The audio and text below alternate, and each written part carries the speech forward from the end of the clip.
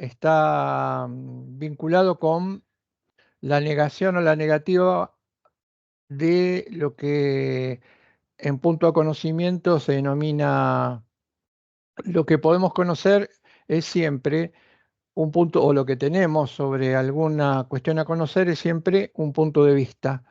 Y el punto de vista es la vista desde un punto. Desde este presupuesto, vimos que había dos errores que se cometían habitualmente. El primer error que se cometía habitualmente es suponer que mi punto de vista es el único punto de vista y que por supuesto no solamente es el único punto de vista, sino que tiene que ser compartido por cualquiera que analice esa realidad. Y ahí entonces el inconveniente de las posturas absolutas o absolutistas, diría yo. Y en el segundo caso, que mi punto de vista, admitir que puede haber otros puntos de vista, pero que los puntos de vista son cerrados, no tienen comunicación alguna entre sí y son inconmensurables. Inconmensurables quiere decir que no se pueden cotejar o comparar. Y esto nos llevaba a el relativismo. El problema del absolutismo se resolvía descubriendo que no es el mío el único punto de vista. Y el segundo, el relativismo, descubrir que mi punto de vista es importante, pero para alcanzar un grado de completud o completitud de la verdad necesito sumar a los diferentes o a los restantes puntos de vista. Decía que todo esto era en búsqueda de o lo habíamos conversado como en búsqueda de la verdad absoluta. Y admitíamos que toda esta discusión parte o presupone que hay una verdad absoluta, pero esto es bastante distinto, diferente a suponer o a creer que cada uno de nosotros o que el ser humano en general puede alcanzar esta verdad absoluta. Las discusiones se hacen sobre esto, pero aunque no las podamos alcanzar, si no hay una verdad absoluta como presupuesto, todas las demás discusiones mm, giran o necesariamente van a terminar girando en el vacío. Para contrarrestar esto, habíamos hablado del pensamiento en situación. ¿Por qué nos pasa esto? Porque somos seres situados. Y dábamos un montón de ejemplos sobre lo que tiene que ver con nuestra situación.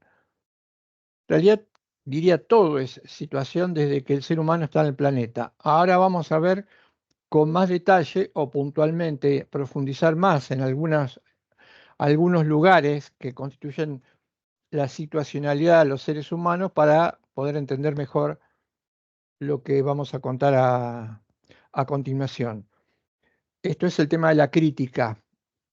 La crítica o el hombre como ser de crítica es la última nota que vamos a analizar en este raconto antropológico sobre nosotros mismos. No necesariamente implica que sea la facultad o la posibilidad o el don más importante del hombre, pero sí que juega un papel fundamental. ¿M? Y no olvidemos, y lo vamos a relacionar, se va a completar y seguramente van a aparecer nuevas dimensiones, que habíamos hablado en los comienzos, que la filosofía es o intenta ser un pensamiento crítico. Habíamos hecho alguna breve referencia al significado de la crítica, ahora esto lo vamos a tomar y lo vamos a explanar con más detalle. El encargado, el que nos va a guiar en todo este análisis, va a ser un autor que ya conocemos nosotros, que se llama Remy Quant. Lo conocemos de haber tratado con él la antropología dialogal, que él llama, o podríamos denominar la antropología social, y luego vincularla con esta segunda obra. Ese primer libro se llama Filosofía Social y con este segundo que se llama La crítica hacia el hombre. Los dos están correlacionados, los dos textos apuntan o se apoyan sobre las mismas ideas fuerza y hagamos un resumen de lo que tiene que ver con lo antropológico para ver cómo lo conecta o cómo empieza a conectarlo con la crítica. Una vez que hagamos esto, ya estaremos en condiciones para dar un segundo paso, que será entender o intentar entender al derecho apoyándonos o visualizando los vínculos o lo que llamamos nosotros relaciones sociales. Para el punto de partida del autor, dijimos, es considerar al hombre como un ser social en todo. Esta afirmación de un hombre o seres humanos como seres sociales en todos admite tiene dos diferencias. La primera, si decimos que es a secas ser social en todo, no quedaría prácticamente nada que no abarcase esta dimensión en lo humano. Por lo tanto, si no quedase nada, si lo social abarcase íntegramente la totalidad del ser humano, podría ser también que no abarcase nada o que estuviese en el error o que fuese erróneo. No es inexacta la expresión, pero la aclara. Lo es en todo y separa al ser humano o divide al ser humano en dos planos. El plano meramente biológico y el plano proyectivo, que es el que nosotros analizamos como ser haciéndose. Desde el punto de vista, si se quiere, naturalístico o biológico, en esa dimensión que está asignada por la causalidad, por el determinismo, por la ley de causa y efecto, no, dice no se introduce esta categoría de social, sí en la categoría o en el ámbito proyectivo. ¿Por qué? Porque en este ámbito proyectivo es donde los seres humanos somos responsables. Todo ser humano es responsable de su propia existencia, pero no en esta dimensión naturalística o biológica, sino en esta dimensión proyectiva. Vamos a ver que esa responsabilidad ligada a la dimensión proyectiva es fundamental para poder entender la crítica. En segundo lugar, dice él, social implica que hay en todo lo que analicemos del ser humano, en esta dimensión proyectiva, está la presencia del otro. ¿Y esto cómo se justifica? Dice Kant, desde la aparición del hombre en el planeta hasta la actualidad se ha ido consolidando una larga historia común, y esta larga historia común es el resultado de la interacción del hombre con su semejante y del hombre con la naturaleza, generando lo que nosotros vimos en su momento y llamábamos productos culturales. Desde la primera interacción hasta la actualidad, todo lo que el hombre realiza, proyecta, propone, en su interacción con los demás, se convierte en cultura. Y esto se va como sedimentando. Y esta larga historia en común es lo que nos permite entender hoy muchísimas cosas que tenemos, de las que nos aprovechamos, por ejemplo, en el ámbito de la ciencia y la técnica, a la que vamos a volver con Juan recurrentemente, pero que en épocas pasadas no existían o no teníamos. ¿Qué tiene de particular esto? Él dice, parecería que las cosas o lo que ocurre o lo que sucede es natural. Sin embargo, nada de lo que nos sucede o podemos hacer es natural. Es el resultado de muchísimas experiencias de error y verdad en la generación de posibilidades. Aunque no lo parezca, dice él, y pone un ejemplo, la persona que se afeita eh, utiliza un instrumento que él no generó, utiliza un instrumento que él aprendió a usar a partir de otros. Y el afeitarse ya implica, dice Kant, es uno de los ejemplos que da, situarse frente al otro. Es más, porque como pauta social de convivencia, el estar presentable implica afeitarse, pero aún cuando se quisiera poner, dice como contraejemplo, la existencia de personas que no lo hacen porque, por ejemplo, están solos o no quieren interactuar, él dice, también está apareciendo el influjo del grupo, porque muchas veces el estar solo el ponerse a distancia de los demás aparece como una especie de norma. Como si se tratara, digo, podríamos interpretar a Juan como si se tratara de algo positivo, el de marcarse lo social y suponer que el estar solo nos puede dar mayor valor. Dice, esto también es una exigencia, una regla de carácter social. Por eso dice él que este ser social en todo se explica y utiliza una frase que en algún momento mencionamos en el curso de las clases, dice, todos los seres humanos formamos parte de lo que se llama ámbito significativo mundanal organizado. Ámbito significativo mundanal organizado explica la historia común, indica la historia común.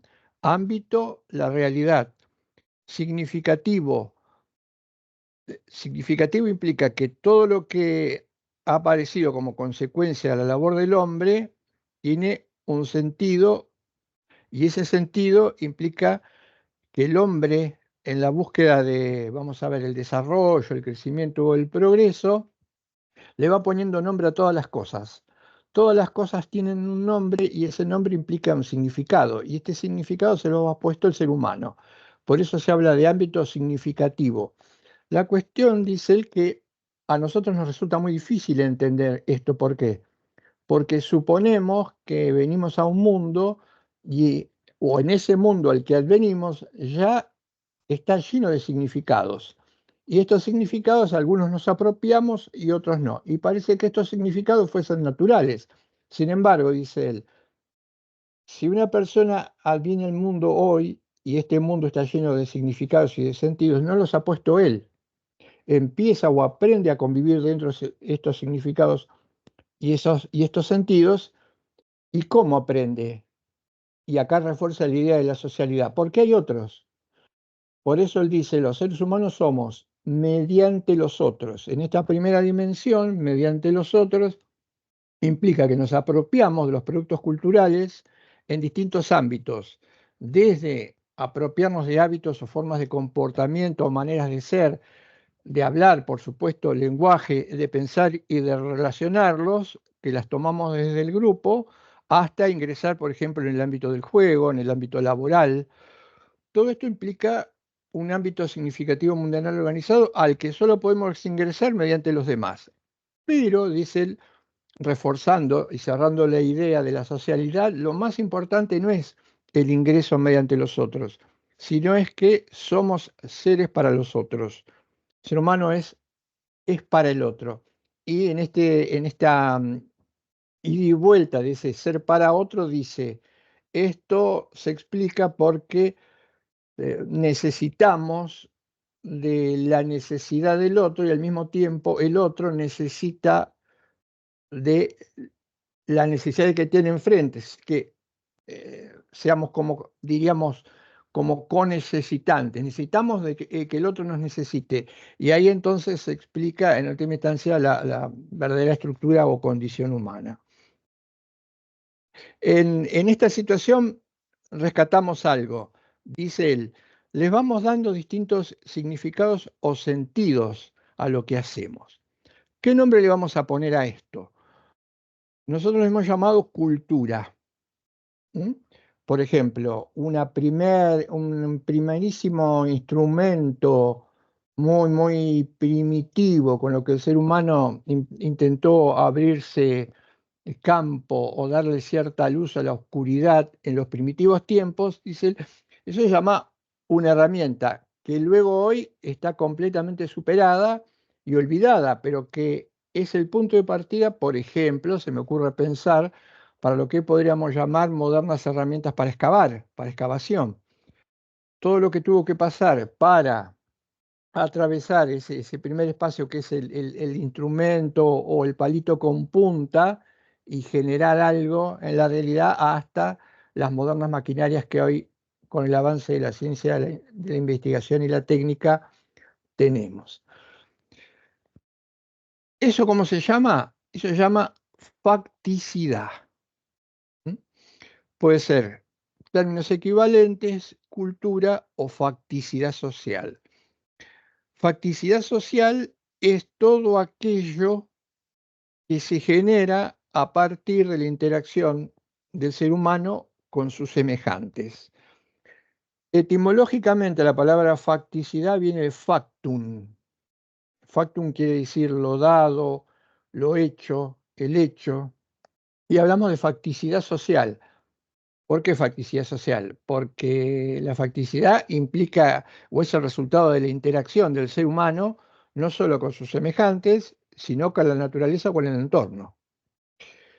Y tiene una, dice, la facticidad tiene una dimensión cósica o material. ¿Por qué? Hoy utilicé una palabra que me parece puede venir muy bien al uso y cual la usa varias veces.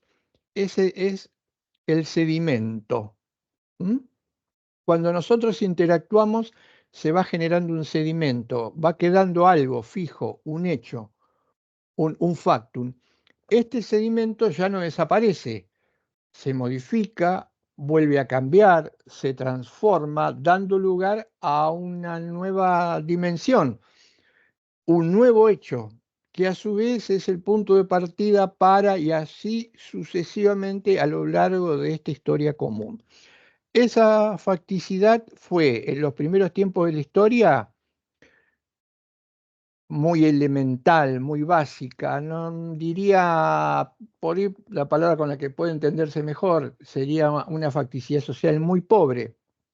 Sin embargo, esta facticidad social muy pobre explica lo que hoy nosotros consideramos como facticidad social, que es prácticamente inimaginable. Pero lo de hoy fue el resultado de una lentísima evolución a partir de esta historia común. Esa facticidad social es algo que una vez que aparece y se constituye, mm, perdura de por siempre. Pero claro, hay algunas facticidades sociales que tuvieron importancia en su momento y hoy serían como especie de recuerdos de museo, como objetos culturales que uno puede mirar con un afán de investigar la historia, pero que hoy no tienen vida, no están dinámicas. Y hay otras facticidades, por ejemplo, que sí lo son. Vamos a dar, vamos a poner un ejemplo que da Juan. Él dice el lenguaje. El lenguaje es clásicamente un tipo de facticidad social, pero como sabemos hay muchísimas lenguas que en algún momento constituyeron el dinamismo, la mirada del mundo de una cultura y que hoy ya simplemente son objeto de museo. Por ejemplo, el latín.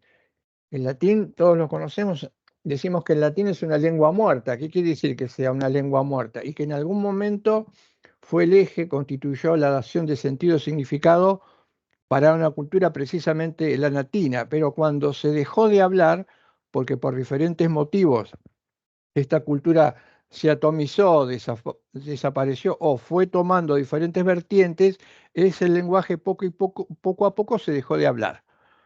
La importancia del lenguaje, el lenguaje significa o usamos el lenguaje para darle sentido y significado a la realidad.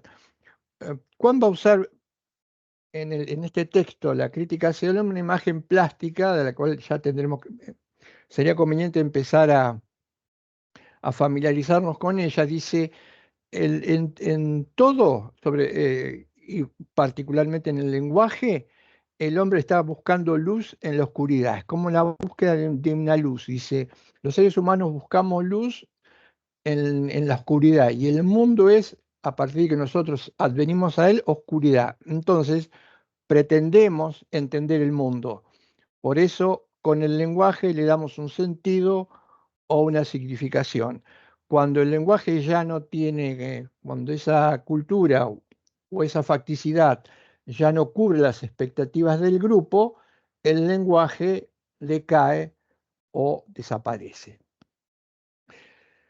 Esta facticidad social, que es estudiada por las ciencias, sobre todo por las ciencias duras, por ejemplo, el primer tipo de facticidad estudiadas por las ciencias modernas es todo aquello que tenía que ver con la materia, la extensión de la materia, las posibilidades, qué es la materia, cómo se modifica, qué soporta, lo que habíamos hablado muchas veces como cosas. ¿Mm? El primer objeto en donde la ciencia asienta su investigación es en la realidad material. La realidad material es facticidad. ¿Y qué hacen las ciencias duras? Las ciencias duras construyen una serie de hipótesis, de leyes, de paradigmas sobre la base de la observación. Pero claro, estamos hablando de realidades cósmicas, de realidades materiales.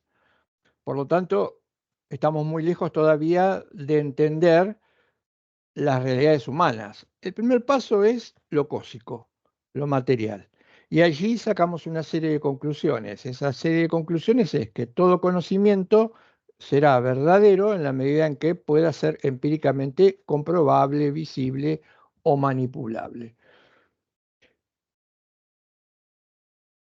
Esta categoría de explicación de la materia por leyes causales, luego se intenta trasladar al ámbito de las relaciones humanas y van a aparecer otro tipo de ciencias. Tenemos las ciencias duras, las ciencias tradicionales, ¿y qué tipo de ciencia aparecen después? Las ciencias sociales. Con esta característica, las ciencias sociales pretenden estudiar a su objeto, las personas vinculadas en sociedad, con los mismos materiales e instrumentos que lo hacían las ciencias duras. ¿Por qué? Porque descubrieron que el ser humano interactuando generaba realidades o situaciones que después se mantenían en el tiempo como si fuesen hechos. Por ejemplo, pensemos en una pauta de comportamiento. Una sociedad que se comporta de manera determinada durante mucho tiempo y esta forma de comportamiento empieza a repetirse, es decir, empieza a solidificarse, constituye un hábito, un modo, una pauta de comportamiento que puede ser vista como un hecho. ¿M? ¿Qué implica que pueda ser vista como un hecho? Implica que yo puedo visualizar el comportamiento, puedo esperar, puedo esperar que tal actitud aparezca, desaparezca o vuelva a aparecer porque ya ha ocurrido antes y puedo fijar en pautas, en reglas o en normas cómo esa sociedad se comporta. Y además puedo ser previsible. Fíjense, un ejemplo que da Quant. Un ser humano. Un ser humano repite muchos comportamientos. Aparece lo que se llama hábitos y costumbres. ¿Qué es un hábito o una costumbre? Es existencia solidificada. Hacemos cosas y a tal punto las hacemos que en algún momento, tal vez y más dependerá el ejemplo, dependerá del tipo de facticidad, dependerá de lo metódico que seamos, pero nadie escapa a esto. Puede haber comportamientos que hayamos repetido más de la mitad de nuestras vidas. Y en algún momento estos comportamientos repetidos, diría, entre comillados, se convierten casi en automáticos.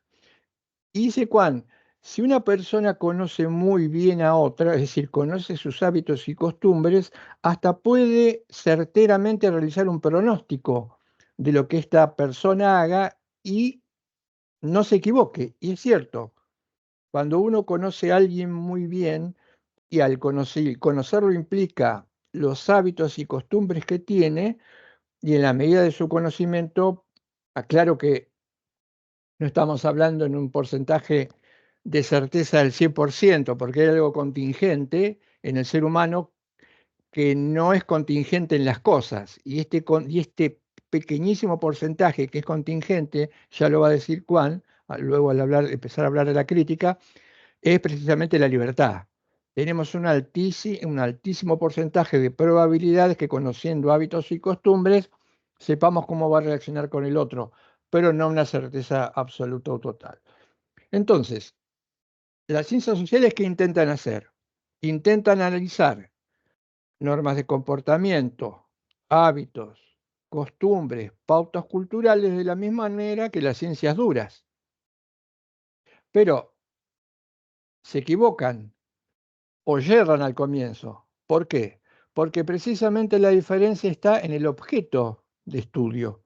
No es lo mismo el análisis de la naturaleza que se rige por causas y efectos, y la causa y efecto implica, ya lo vimos en su momento, y lo podríamos aplicar en la explicación de las cosas desde este ángulo, potencia a acto. irremediablemente en la naturaleza se va a dar, si se produce determinada causa, determinado efecto. Y esto no varía o no va a variar o no puede variar nunca, salvo que, por supuesto, se modifique aquello que estamos investigando. Pero esto no pasa, como acabo de decir recién, y Marcaquan no pasa en la interacción humana, porque acá va a estar presente la contingencia. Entonces, las ciencias sociales empiezan a crecer en el último siglo y medio en función de prestarle atención a esto que se llama facticidad social. Esta sería entonces una primera idea de esta facticidad social.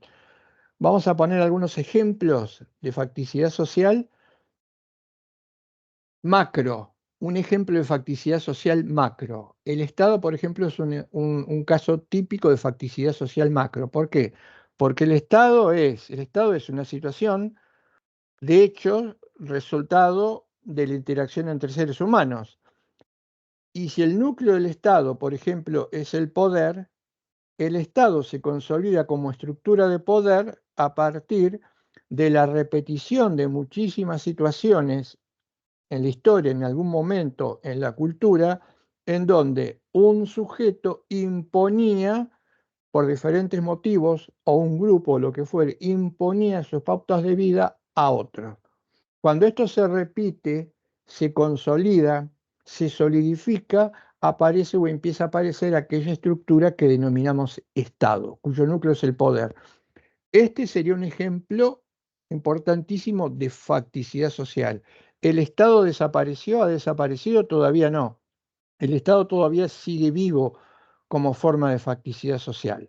Lo que sí se ha modificado o ha cambiado las formas hacia adentro de construirse o constituirse este Estado, y tal vez pueda haber otras, pero todavía sigue estando su dinámica intacta. ¿Mm? Un ejemplo más simple de facticidad social, lo hablamos o se dieron algunos en la clase anterior, el lenguaje que hablamos. No es lo mismo la facticidad que implica hablar el español o el castellano que la facticidad que implica hablar el inglés o el francés o el alemán. ¿Por qué no? Cuidado, la diferencia no va a estar en la estructura del lenguaje, porque tanto el francés, el italiano, el alemán, el castellano tienen la misma estructura. Es un sujeto con un predicado. Uno no puede hablar ninguno de estos idiomas y al hablarlos prescindir de sujeto o predicado, porque estaría hablando otra cosa o no habría posibilidad de entendernos. Más allá de las diferencias en el idioma, los tres o estos cuatro ejemplos trabajan sobre la misma estructura. Un sujeto y un predicado. Un sujeto que predica. Hablar implica un sujeto que dice cosas del mundo que lo rodea. Vuelvo a la diferencia. ¿Dónde estaría la diferencia? La diferencia no está en el sonido de las palabras.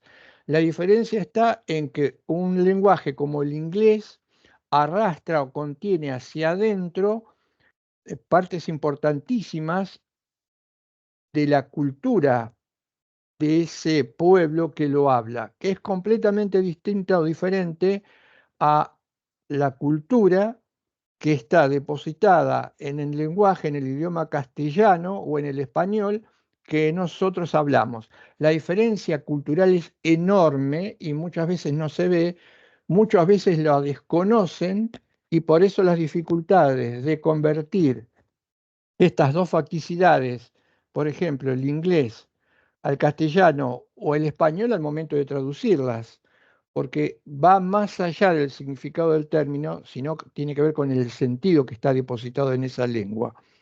Y algo importante, hablamos del lenguaje, tal vez el ejemplo más fuerte de facticidad social. Juan dice algo muy interesante respecto al lenguaje, que tiene que ver con aquella facticidad que en algún momento, diría, se torna inerte porque ya no se la hace. Él dice, muchas veces en el lenguaje podemos descubrir que si éste ya no alcanza a representar aquellas situaciones de hecho que se están dando en una sociedad, probablemente esto indica que el lenguaje esté por colapsar, como lo conocemos. yo creo, lo doy como ejemplo, a mí me parece muy importante y muy interesante, que esto es lo que nos puede estar pasando en la actualidad. Cuando hoy ya no tenemos, no nos alcanzan los términos para representar situaciones que antes no eran visibles, entonces, y el lenguaje empieza a aparecer como estrecho, lenta, calladamente empiezan a asomar nuevos términos, nuevos sentidos o significados, que por ejemplo, en el caso del lenguaje, estoy hablando concretamente del lenguaje inclusivo, estén representando realidades que todavía están en construcción, pero que están indicando que el lenguaje actual ya no puede representarlas adecuadamente. ¿Mm? El lenguaje binario de la modernidad no puede representar, y esto lo sabemos hoy por hoy, la enorme multiplicidad de géneros que están presentes en el mundo. Esto, diría Juan, es un esto indica que en algún momento este lenguaje caerá en desuso para dar lugar a nuevos modos. Y esto va a pasar aunque lo prohibamos, esto va a pasar aunque digamos que no haya que usarlo, esto va a pasar aunque nos burlemos del lenguaje inclusivo, etcétera, etcétera. Otro ejemplo de facticidad, diría más acotado, más concreto, más personal, es todo lo que ustedes han hecho en su vida. Piensen en todo aquello que hoy son o están intentando ser o mejorar que no lo eran hace años atrás. Y esto implica facticidad. Esto implica algo que se incorpora a su propia existencia, a su propia realidad y ya no va a desaparecer. No lo van a poder eliminar de su propio carácter situado. Y la importancia de descubrir esto que tiene que ver con mi situación. Y acá hay un inconveniente, dice Marca Cuán, importante, que tiene que ver también con lo que se contó en la clase anterior. Un inconveniente. ¿Cuál es este inconveniente? El inconveniente es que nosotros cuando advenimos al mundo, absorbemos, perdón la expresión, absorbemos o asimilamos facticidad social. Pero, dice Juan, está muy lejos de ser cierto que la facticidad social implica algo que asimilamos de manera deliberada. Elegimos esto, desechamos aquello, tomamos esto, esto lo dejamos, esto a medias, dice Juan. No, bajo ningún punto de vista la facticidad social que absorbemos es el resultado de nuestra deliberación. Es más, dice él, en los primeros años de desarrollo, esta facticidad es compulsiva. ¿Qué quiere decir que esta facticidad es compulsiva? Que no nos podemos escapar de ella. Se me ocurre, por ejemplo, no me puedo escapar de hablar el castellano, de ninguna manera. Se me ocurre también, no me puedo escapar.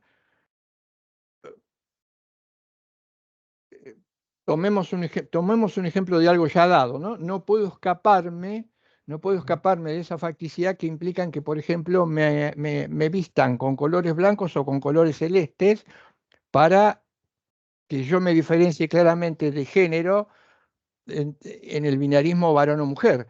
No puedo elegir deliberadamente el tipo de juego, los tipos de juego, que también deliberadamente implica que se me dé una pelota para jugar y no una muñeca. Unos modos de actuar o de interactuar, de hablar que tienen que ver con mi grupo de pertenencias. Y toda esa facticidad no la elegí, no la pensé, ni siquiera la puse a revisión. Actuó de manera en mí de forma casi compulsiva. Sin embargo, dice él, hay otras facticidades en menor medida que sí pueden ser elegidas, donde yo sí pienso, me gustaría hacer esto, esto lo dejo, esto lo tomo, esto no. Pero dice él, suelen ser las menos. En general, Juan hace esta admonición. Los seres humanos deberíamos tratar de revisar de manera un poco más escrupulosa aquellas facticidades que tenemos, no todas, por supuesto, esto sería humanamente imposible, porque muchas de ellas, y acá viene lo que Juan decía, y lo unimos, porque por supuesto todo está trabado, viene lo que Juan marcaba respecto de la ideología. ¿Hasta qué punto aquello que nosotros expresamos, que tiene que ver con nuestras convicciones, que también es facticidad, son simplemente el reflejo o la repetición de algo que hemos absorbido sin que pase por el tamiz crítico nuestra personalidad. Cualquiera que sea el ejemplo de la situación, no hay ningún lugar a dudas que la facticidad impacta de esta manera. Dije compulsiva. ¿Cuándo dice compulsiva? ¿Quiere decir que la facticidad es algo que nos determine? No. Y acá viene la segunda parte. Él dice, la facticidad nos condiciona. En algunos casos, como en el ejemplo que di, es compulsiva.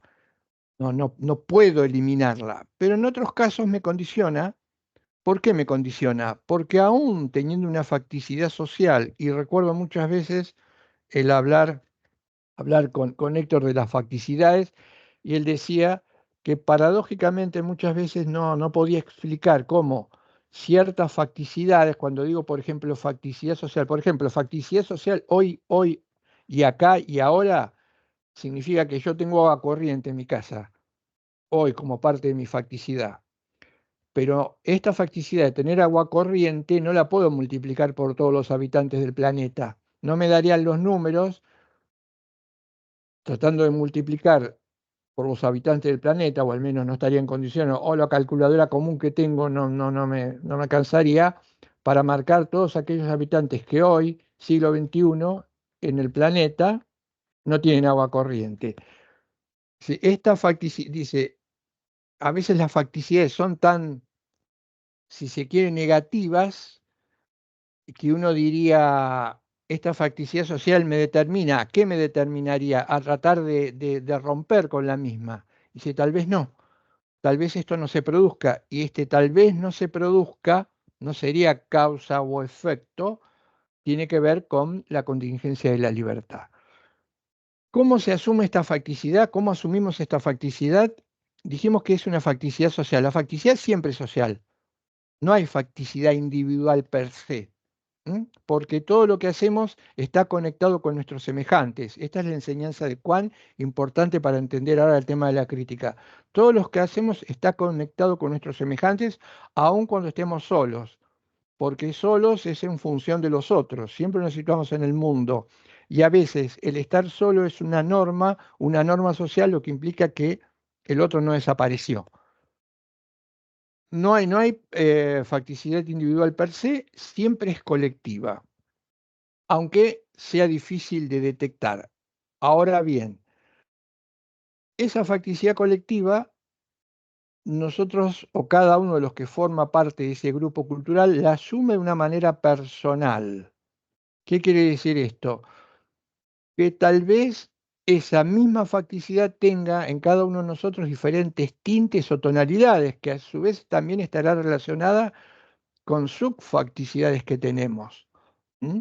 Por ejemplo, una facticidad social positiva en punto al tener agua corriente, el tener calefacción, etcétera, etcétera, etcétera, todo lo que tiene que ver con el bienestar, aunque sea o al menos básico, se puede asumir o se asume de diferente manera según el lugar o la situación en la que nos encontremos ubicados geográficamente como parte de nuestra cultura. ¿Mm? También las influencias que el entorno nos da. También podemos asumirlo personalmente de una manera diferente. Por ejemplo, a mayor preparación, a mayor conocimiento, tenemos más o mejores posibilidades de evitar ciertos peligros o riesgos que tienen que ver con facticidades, si se quiere, de carácter compulsiva. Pongo un ejemplo.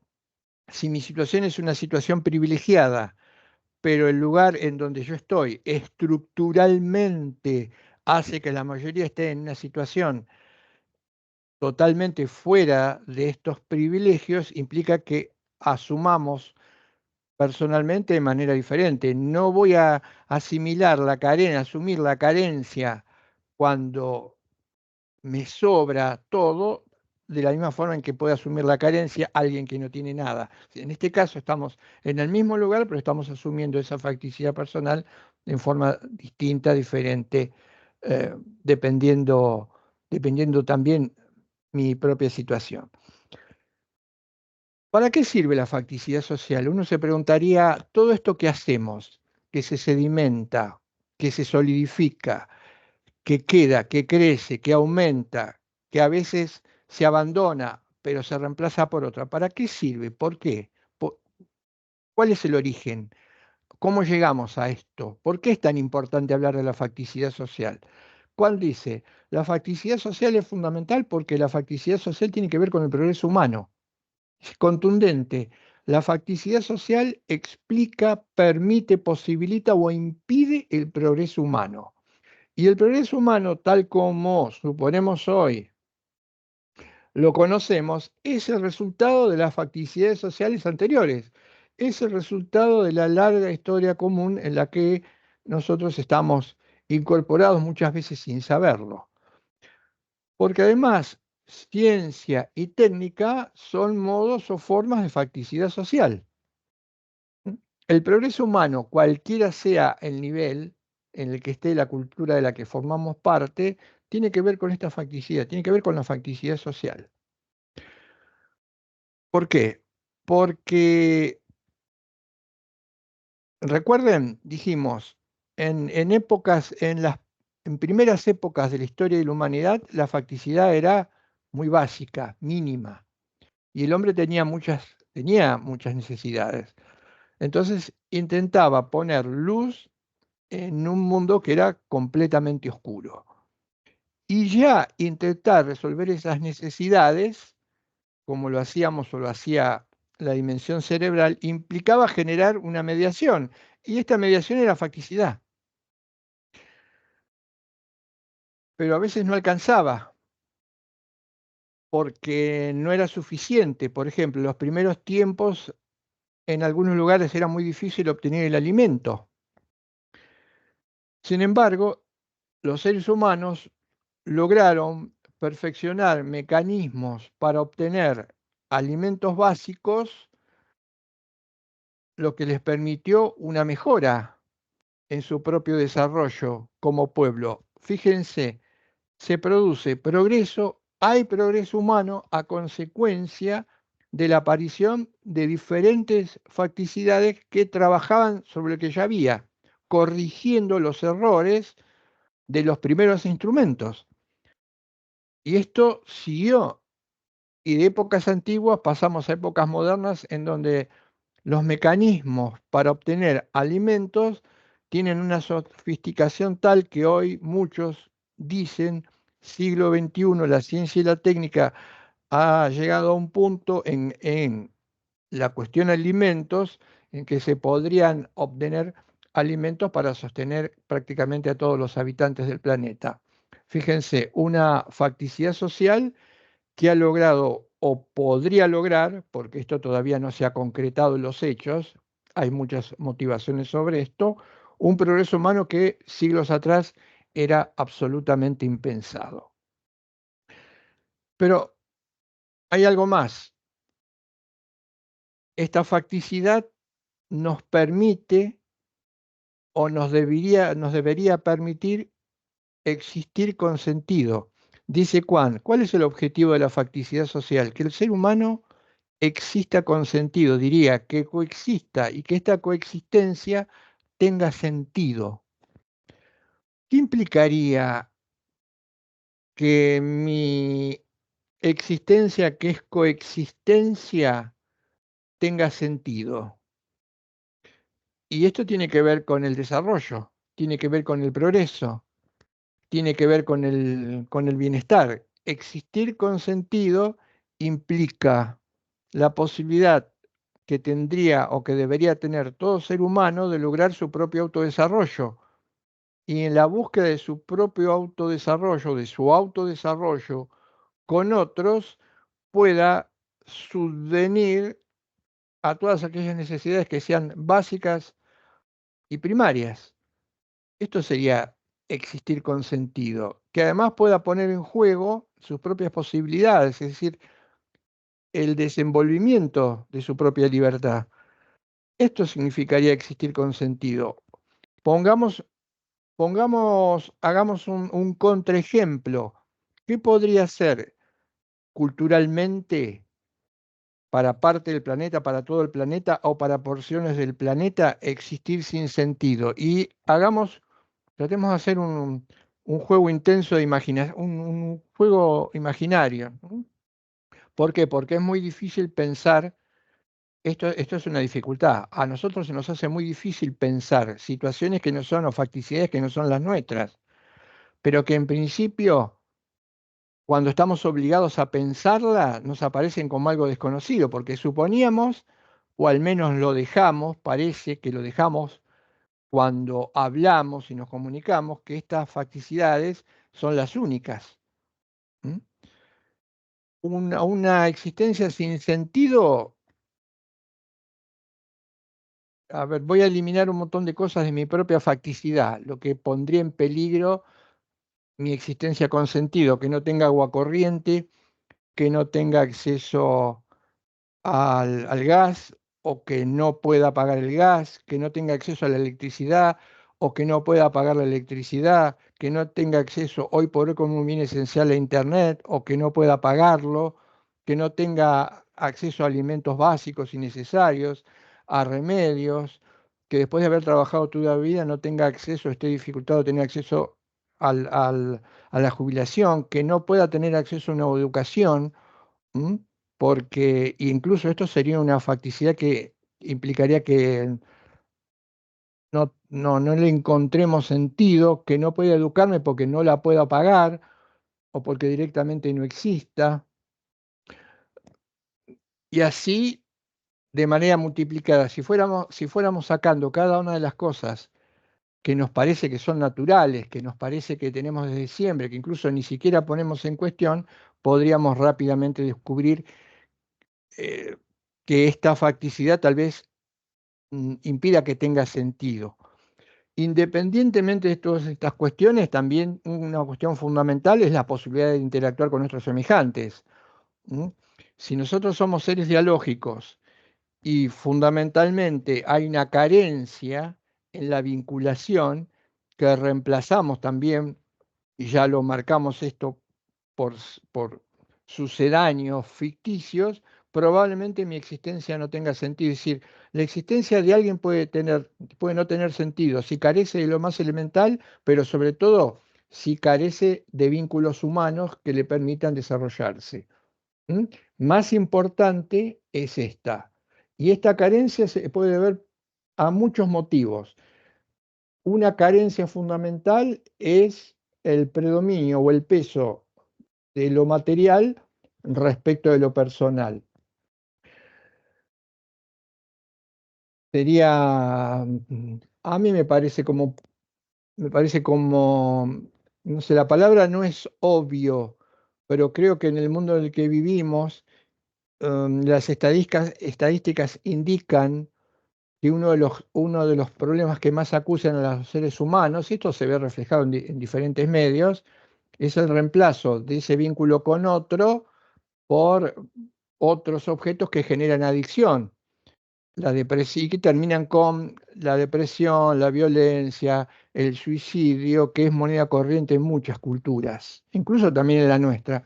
Esto también implicaría que hay una sociedad que no le está encontrando sentido a su propia realidad. Este sería el objetivo entonces de la facticidad social. Por eso, eh, no es más que simple hecho el hacer algo, es tratar, cuando hacemos algo, es tratar de darle un significado o un sentido que nos sirva como cultura. ¿Mm? Ese, esa es la nota característica que tiene la facticidad social, a diferencia de la simple facticidad, aquella facticidad que no es el resultado de la interacción humana. La pregunta sería entonces la siguiente. Dijimos que esta facticidad, eh, como tal, nos debe permitir existir con sentido. ¿Y cómo nos damos cuenta si esto pasa, si esto acontece o no acontece? ¿Hay alguna manera de detectar si la facticidad es adecuada o no es adecuada? ¿Cómo? Y acá va a aparecer entonces el fenómeno de la crítica, porque la crítica está íntimamente ligada a la facticidad social, porque precisamente La crítica, dice Kant, es aquello que va a permitir que la facticidad social progrese o le permita al ser humano progresar. Y la clave está en esta dimensión denominada crítica, lo que nos va a permitir distinguir en la facticidad social aquella facticidad social que nos permite ser y aquella facticidad social que denominamos opresiva. En algún momento en el texto, en este texto, Juan habla de la facticidad negativa y la denomina facticidad opresiva o llamada también violencia estructural. Voy a poner un ejemplo, aunque después la retome y ya analizamos los elementos o los componentes que tendría la crítica. Voy a poner un ejemplo. Estamos hablando de facticidad, una estructura social, una cultura con una estructura social. ¿Qué elementos tiene? Una forma que es Estado y fundamentalmente forma de distribución o redistribución de los ingresos de esa cultura que puede haber comenzado necesariamente con el trueco, con el intercambio, luego va a aparecer la división del trabajo y luego, por ejemplo, modos sofisticados o más específicos de redistribuir el ingreso. Una estructura social consta de esto. Toda estructura social que haya existido en la historia tiene al menos estos elementos. Por supuesto, en un lugar, en un territorio y con personas.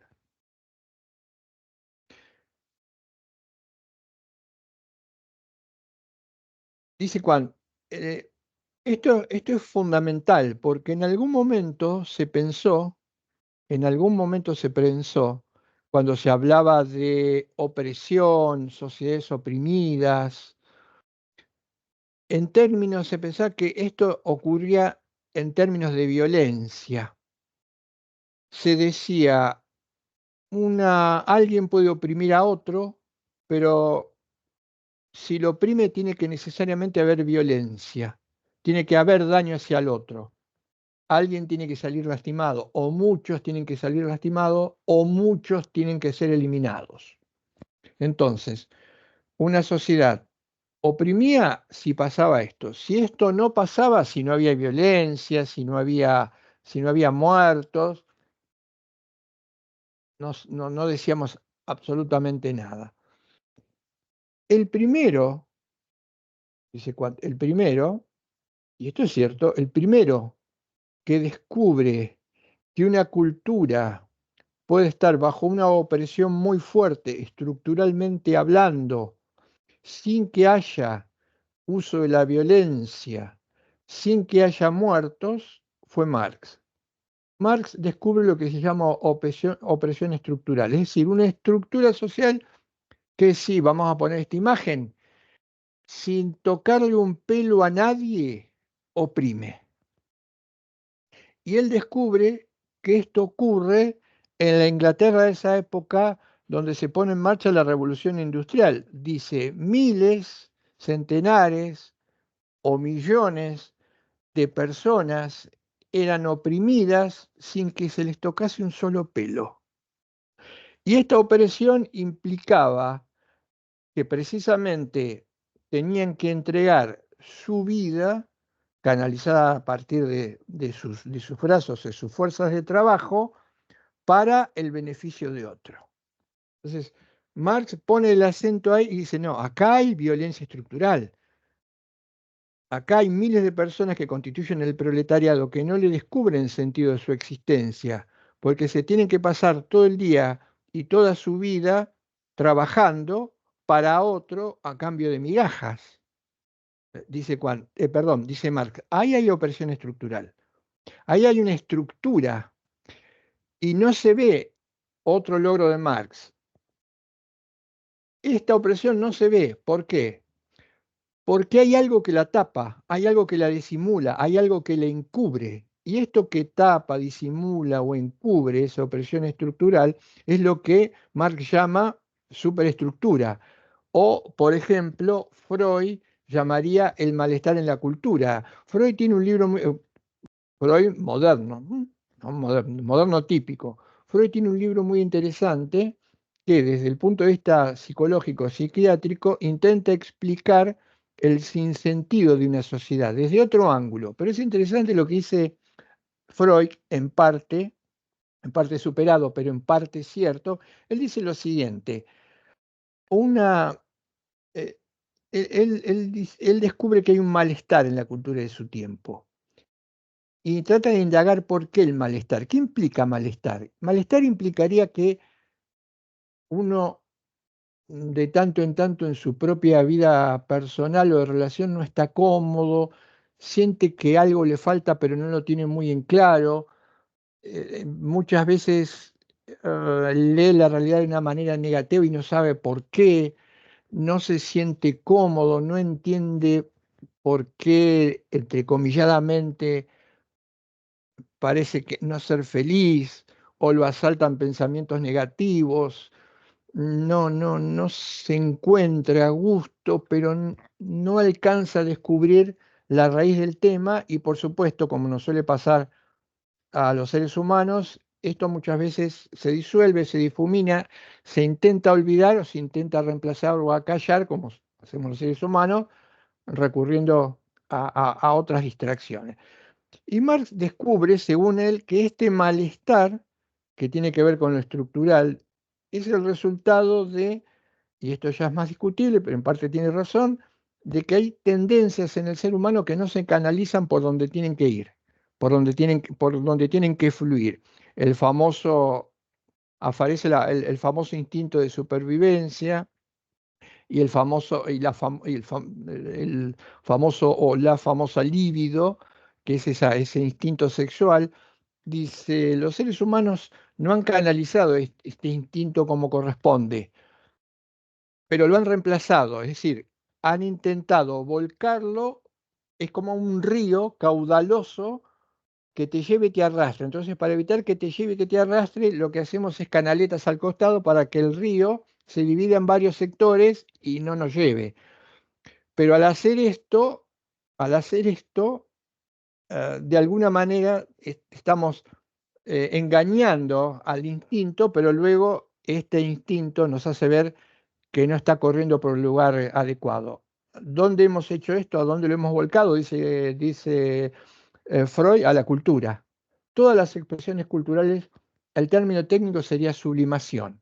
Todas las expresiones culturales implican una sublimación de instintos esenciales. ¿Mm? Tal vez necesario porque el instinto, estos instintos dejados correr podrían provocar conflictos en lo social. Pero fíjense, este malestar explica algo que no sale de la superficie. El hombre moderno no puede descubrir esto a partir de su racionalidad, porque hay algo que no ve y que está oculto. Por eso, tanto Marx como Nietzsche como Freud son vistos como los pensadores o los filósofos de la sospecha. Es decir, sospechan de que hay algo que no funciona en ese ser humano impoluto racional. Esto que no funciona es que no les prestamos ningún espacio, no hemos detectado o no le hemos dado la atención suficiente a lo que ellos llaman, por ejemplo, en el caso de Freud, subconsciente, eh, etc. Bueno, Marx hace lo mismo. Dice, no tiene sentido mi existencia, pero porque no alcanzo a descubrir por qué. Y él dice, la clave está en lo superestructural. Lo estructural es el Estado, los medios de producción y el derecho que contribuye o cubre o disimula todo esto. Por eso va a aparecer la crítica. ¿Qué es la crítica? Dice Juan. La crítica implica, y sobre todo en el prefacio, cuando comienza el texto, que son las partes que seleccioné para que ustedes lean, él dice, em, los seres humanos constantemente estamos criticando, ¿m? Sea en forma personal o sea interactuando con otros. Constantemente hay crítica, o suponemos que hay crítica. ¿Y esto qué sería? Enjuiciar a otro, calificar, hoy lo llamaríamos calificar o adjetivar a los demás y algunas veces a mí mismo. Pero dice él, no todo enjuiciamiento del otro se puede considerar como auténtica crítica, siendo esto una facultad en el hombre. Entonces, dice, es necesario hacer como una especie de análisis filosófico, plantea él en el comienzo del texto. Dice, no hay muchos análisis filosóficos sobre lo que sea la crítica, pero es indispensable o imprescindible. ¿Por qué? Porque solamente a partir de un adecuado conocimiento de lo que sea la crítica, vamos a poder contribuir desde nuestro lugar, nuestra posición, a mejorar, modificar, perpetuar o cambiar aquello que nosotros hemos hecho o hemos contribuido en manos, al menos en alguna parte. Por supuesto, toda la historia común de la humanidad hasta el siglo XX, nosotros no hicimos nada, recibimos parte de una historia común, pero sí formamos parte de una facticidad que hoy, de alguna u otra manera, perpetuamos, tratamos de cambiar, de modificar o de mejorar. Y esto implica conocer qué es la crítica. Primer rasgo de la crítica, primer rasgo de la crítica, dice Kant. Para criticar algo que implica enjuiciarlo, necesitamos conocer. ¿Qué enjuiciamos? Y enjuiciamos lo que ocurre, lo que se da, lo que vemos, lo que está, lo que pasa de hecho. Entonces viene una primera idea. La crítica es el enjuiciamiento, dice él, de lo fáctico. Criticar implica que como sujeto predico algo yo puedo ver, puedo analizar, que me confronta o que está. Es el enjuiciamiento de lo fáctico. Entonces, primera nota, dice Kant, y déficit enorme, dice él, y es cierto, déficit enorme. En la mayoría de los casos nos encontramos con pseudocríticas que no son más que meras opiniones. Y lo son, ¿por qué? Porque en la mayoría de los casos, si no en la casi totalidad, quien emite esa calificación desconoce casi completamente los acontecimientos. Diría, si bien Juan escribe hace bastantes años, no tanto como para formar parte de una atmósfera cultural, parecería que alguien que lo estuviera escribiendo hoy. ¿Mm? Porque por todos lados aparecen juicios, calificaciones respecto de cuestiones y quienes lo emiten muchísimas veces y hasta en algunos casos admitidos por quienes lo exponen, que sería lo más trágico, carecen de un conocimiento casi total de aquello que están contando. ¿Mm? Yo em, A mí se me ocurre que se podría poner un ejemplo, ¿no? No sé si tal vez ponerlo en algún texto, pero creo que el ejemplo, somos la sociedad de los paneles. Y la sociedad de los paneles en que nos hemos convertido es una sociedad en la que se habla, se opina y en la mayoría de los casos, como dice Juan, no se tiene competencia alguna para hacerlo. Porque esta competencia viene, cuidado, en primer lugar del conocimiento de aquello sobre lo que se habla. Entonces nos encontramos en una sociedad de paneles de todo tipo. Cuidado, los paneles son de todo tipo,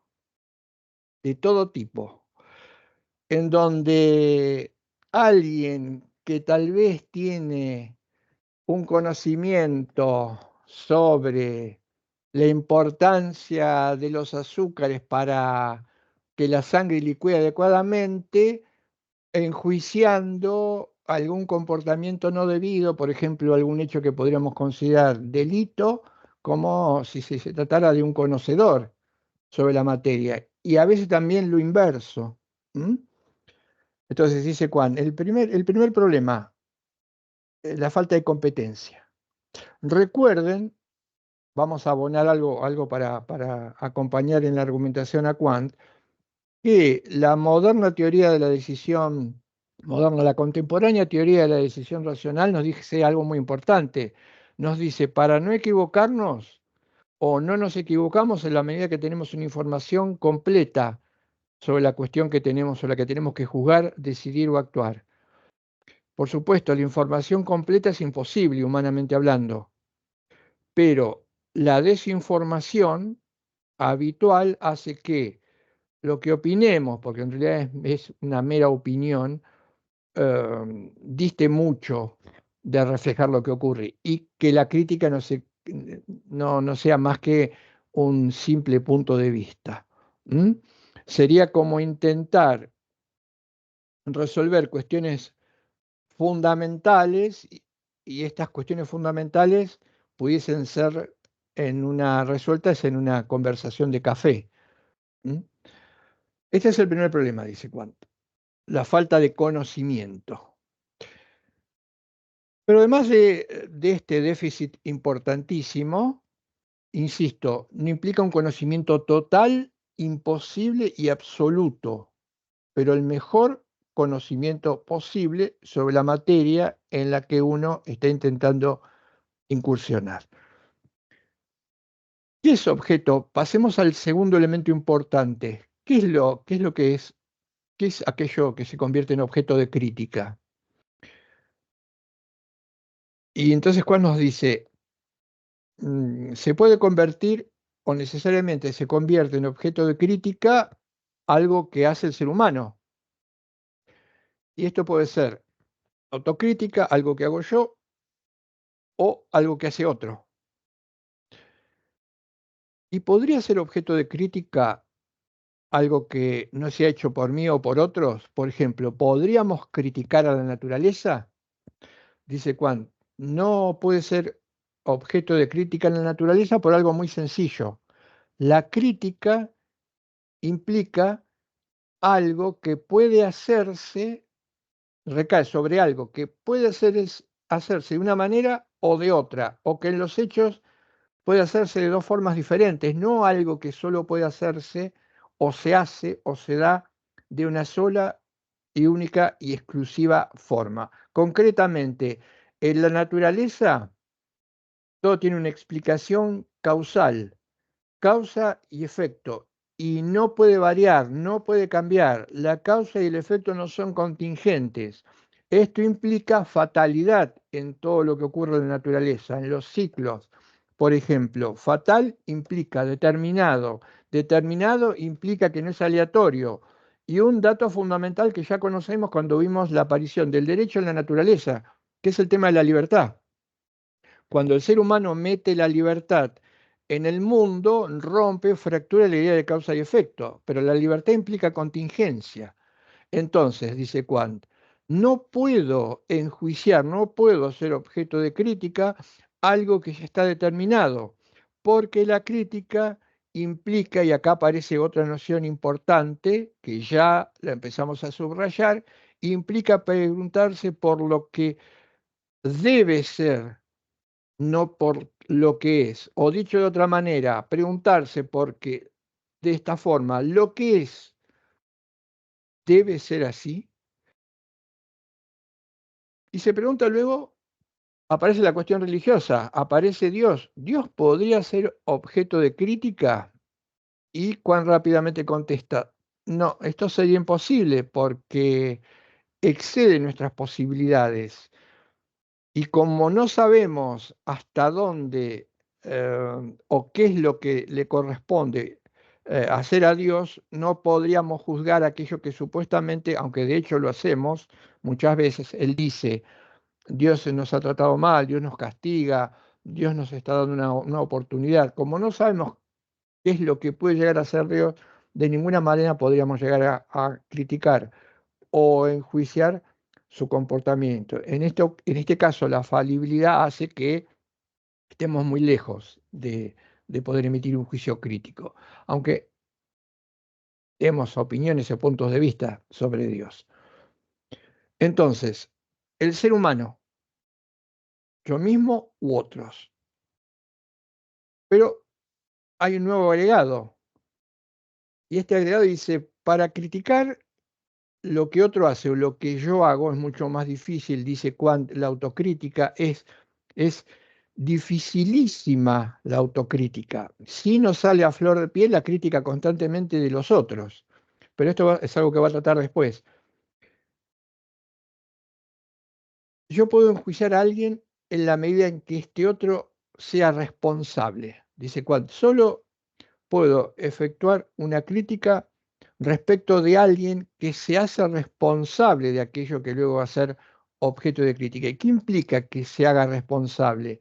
Que sea libre, que ponga en juego su libertad. Por eso dice, muchas veces los seres humanos se equivocan cuando juzgan, por supuesto por falta de conocimiento, hoy mucho más, tal vez siglo y medio, 2 siglos atrás, no tanto, a personas que tienen alteradas sus facultades mentales. ¿Hasta qué punto alguien que tiene seriamente alteradas sus facultades mentales podemos decir que obra libremente y por lo tanto se hace responsable de todo aquello que lleva adelante? Y pone ejemplos donde no se le podría imputar o criticar un comportamiento a alguien porque se demuestra, pone el caso de una persona detenida, de un juez, que tiene que exculpar a alguien que no es consciente de sus actos, por lo tanto, no es libre, por lo tanto, no se puede hacer responsable de aquello que hace. Entonces tenemos el ser humano, los otros, y vuelve a la naturaleza, dice, pero la naturaleza, salvo o todo aquello que esté en el mundo, que sea resultado directo de la acción del hombre. Y esto es lo que tiene que ver con la cultura. Por ejemplo, no se podría juzgar un fenómeno climático, dice Kant. Yo no podría juzgar un deshielo, en principio, y si ese deshielo provocara algún daño, pero sí podría juzgar ese deshielo, que puede generar inundaciones, lo que conocemos, si es el resultado de cierta labor o actividad del ser humano. Concretamente, sí podría juzgar el cambio, la destrucción, las tormentas y los vendavales, porque siendo fenómenos de la naturaleza, han sido exacerbados si procedemos a una tala indiscriminada de árboles. Vientos de 160 kilómetros, fenómenos que lamentablemente nosotros estamos padeciendo en nuestro país y no desde hace mucho tiempo, no pueden ser atribuidos a la naturaleza o enojarnos con el viento. Son el resultado directo de la tala indiscriminada de árboles en el territorio de la República y en países subyacentes. Entonces ahí sí podemos criticar, porque esto tiene que ver con el resultado directo de la persona y del ser humano. Entonces, enjuiciamiento de lo fáctico. ¿Qué implica enjuiciar? Sabemos que es un enjuiciamiento de lo fáctico, pero faltaría algo más para que esto se constituya en crítica. Dice Kant, sí, y le agrega la noción, enjuiciamiento de lo fáctico, y esto tal vez sea lo más importante, el concepto de la idea a la luz de la norma. Dice, la crítica es un enjuiciamiento de lo fáctico a la luz de la norma. ¿Por qué? ¿Cómo? ¿De qué manera? Veamos esto. Dice cuando criticamos, pongamos el ejemplo que da él. Pongamos un ejemplo de su propia autoría. Él dice, un niño de corta edad ya juzga muchas veces el comportamiento de otros niños de su misma edad. ¿Mm? Por ejemplo, considera que tal niño es perezoso, que tal niño es inteligente, que tal niño es bueno, que el otro tiene algunos comportamientos que son negativos. Si pudiéramos recordar en nuestra propia historia personal, nos daremos cuenta que esto es cierto y que también muchas veces hemos sido objeto de juicios de otros niños. Entonces, esto supone que el niño que juzga a otro, de alguna manera, sabe, entiende, de alguna manera, qué es ser inteligente, perezoso, bueno o malo. Y esto es así.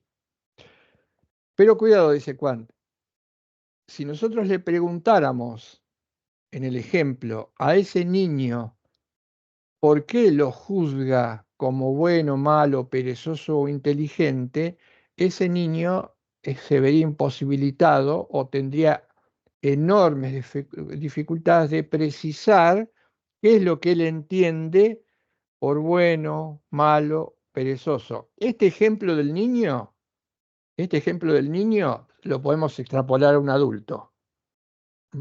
También hay adultos que pueden estar en esta misma situación, pero no, porque no pensemos que el ejemplo apunta a una falta de desarrollo o crecimiento. ¿Mm? También hay adultos que juzgan como bueno, malo, y yo diría que hasta la casi totalidad de las personas juzgamos en este sentido, pero después nos resultaría muy difícil explicitar. ¿Qué es lo que tenemos que explicitar? Tematizar, en el caso de la crítica, la norma. La norma es aquello que, estando en la mayoría de los casos implícito y no ser conscientes de ello, nos permite criticar. Si no, la crítica no se explicaría, no existiría. Hay millones de críticas. Estas millones de críticas implica que esto no es posible sin la existencia de esta norma. Nosotros podemos hablar de modelo, de paradigma o de criterio. Cuando nosotros decimos, fíjense que esto necesariamente va a tener una salida, una canalización en el derecho. Cuando nosotros decimos que, que podemos juzgar algo porque todo producto cultural, incluido el derecho, se apoya sobre una determinada imagen del hombre, estamos haciendo uso de una norma. Esta norma implica que vamos a juzgar un sistema en función de aquello que suponemos. Por supuesto, nosotros está explicitado, lo hemos explicitado, pero no deja de ser una norma, porque en última instancia lo que explicitamos y le contamos a ustedes como norma, que es en qué consiste la estructura del ser humano, es lo que toda persona en el planeta, en el mundo hoy existente, tiene en su cabeza. Después pueden surgir otros problemas. Esto es la norma. ¿Mm? Tenemos un modelo. Nos resulta mucho más fácil criticar que luego explicar por qué criticamos. Pero tenemos que dar un paso más.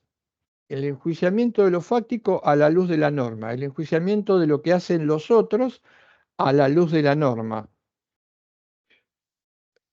Pero, ¿qué es lo que podemos enjuiciar de los otros? ¿Qué implica enjuiciar a otro? Implica que tengo cierta expectativa sobre el otro. Pensemos en nuestra propia situación. Tengo cierta expectativa del otro. Si el otro no la cumple, le digo, actuó mal, se comportó como no tendría que comportarse. ¿Esto es correcto? Dice Juan, hasta cierto punto. Será correcto si la persona a la que enjuiciamos o lo que enjuiciamos está obligado a hacer aquello que nosotros esperamos que haga. Tiene que ver con una exigencia, porque es probable, y en esto nos podemos sentir identificados, nos tenemos que sentir identificados todos, que la crítica sea el resultado de que la persona no satisface el estándar que yo tenía o esperaba, pero este estándar no es una exigencia o una obligación, sino tiene que ver con mis propios deseos y con mis propios intereses. Esto es lo que hacemos frecuentemente. Criticamos a otro sobre la base de ciertos intereses y deseos. Ustedes ya lo saben, los intereses y los deseos son particulares, no son universales. Acá empieza a aparecer lo interesante que está planteando Juan. Un interés o un deseo es particular, y mi interés y mi deseo particular respecto de alguien en concreto puede que no sea el mismo interés o deseo que podría tener otro respecto de otra de la misma persona en una situación parecida. Por lo tanto, usualmente criticamos a alguien. ¿Por qué? Porque no satisface nuestras expectativas. Pero dice Juan, esto no es crítica. El otro tiene que estar obligado, tiene que haber algo que le exija hacer lo que yo espero. Y fíjense la idea que tiene que se emparenta necesariamente con el derecho. Tiene que ser universal esa exigencia. ¿Mm? Si yo mm, vamos a poner algo muy pueril, si quiere, pero real, o en principio puede parecer disparatado.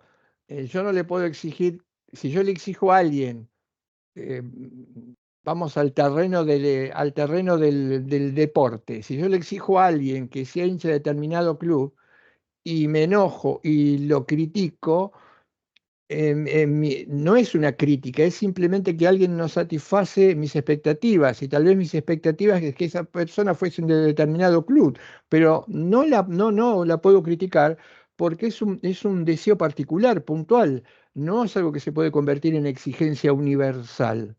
¿Mm?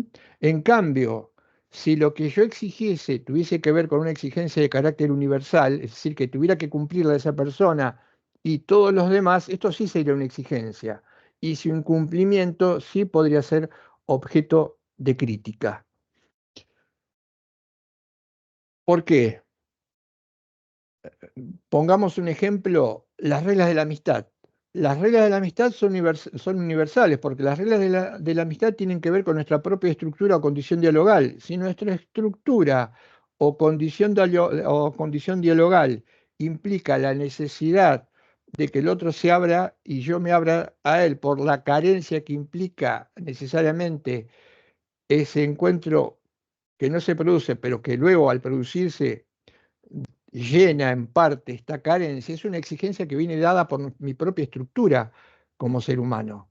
Por lo tanto, yo puedo exigir, por ejemplo, una crítica retrospectiva que alguien pudiera hacerle a otro sería, la crítica fue abandonar a tu hijo o hija en los primeros instantes de vida, porque es una exigencia estructural el acogimiento de esa madre a ese hijo o hija en los primeros minutos de vida. Entonces, está obligada, esa exigencia viene de la propia estructura, de la condición del vínculo madre-hijo. Entonces, sí, retrospectivamente alguien podría hacer un juicio o una crítica, porque no tiene que ver con el interés o deseo particular o puntual, tiene que ver con una exigencia de índole universal. ¿Mm? ¿Y cómo son las normas? ¿Qué otra característica tiene esta norma a la que hablamos me permite criticar? Y me parece a mí muy importante para usarlo, para tenerlo como herramienta en muchos planos. Él dice, las normas son intersubjetivas. ¿Qué quiere decir esto con que las normas son intersubjetivas? Cuando yo critico a alguien y mi crítica, por ejemplo, es negativa, no cumplimentó, a partir del momento en que lo critico y lo hago de forma negativa, yo estoy asumiendo que mi juicio negativo tiene que ser o debe ser compartido por los demás y, por supuesto, por aquel al que le dijo la crítica. Por eso dicen las normas son intersubjetivas. Entonces, se plantea esto. Supongamos que alguien dice, porque piensen, la norma es intersubjetiva. Si a mí me gusta el rojo, yo no puedo enjuiciar a otro porque a otro le gusta el amarillo. Mi criterio para juzgar no es intersubjetivo. Por lo tanto, la búsqueda de un color, en este caso un gusto, no podría ser nunca una norma, porque no tiene el rasgo de intersubjetiva, aunque sea implícito esto. Si alguien me dice, "Mm, no estoy de acuerdo con la crítica, porque no creo que existan normas intersubjetivas, y muchos a veces lo hacen. Lo que es válido para mí no puede ser válido para los demás.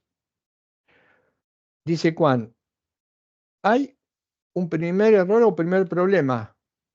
Si yo digo, la crítica no existe, las normas son intersubjetivas, lo que vale vale para mí y no para los otros, lo estoy efectuando con la idea de que los demás tendrían que aceptarlo, o con lo que yo estoy contando es válido, con lo cual estoy cayendo en una contradicción performativa, es decir, estoy negando algo que con los hechos afirmo. Y esto muchas veces en las argumentaciones, en las discusiones, pasa desapercibido, pero es un dato importantísimo. Si yo negara la crítica, dice Juan, si quisiera negar la crítica como fenómeno humano, tendría que abstenerme de hacer toda crítica. No podría volver a criticar nunca jamás, ni tendría que criticar ni hacerlo a futuro. Y esto es imposible. Precisamente este dato se utiliza o se puede utilizar, dice Kant, contra los escépticos, es decir, aquellos que niegan que existe una verdad universal, pero al negar que existe una verdad universal lo afirman como válido verdadero, como que yo lo tengo que querer y los demás tienen que aceptarlo, con lo cual se produce una contradicción que elimina este argumento. Prestemos atención a esto porque es fundamental, no solo por ser una regla de la lógica, sino porque tiene que ver con las normas y además porque Juan va a decir otra cosa. Las normas son connaturales a la condición humana. Va a hablar ahora de la necesidad y la libertad que tiene que ver con las normas y no pueden desconocerse. Por lo tanto, es una absoluta contradicción en los términos hablar del hombre como un ser que no puede ser alcanzado por ninguna norma, que la libertad implique la carencia de normas. Esto es un contrasentido lógico, es una contradicción performativa, porque esto ya implica una norma que se supone que tiene que tener validez. Estoy afirmando lo mismo que estoy negando.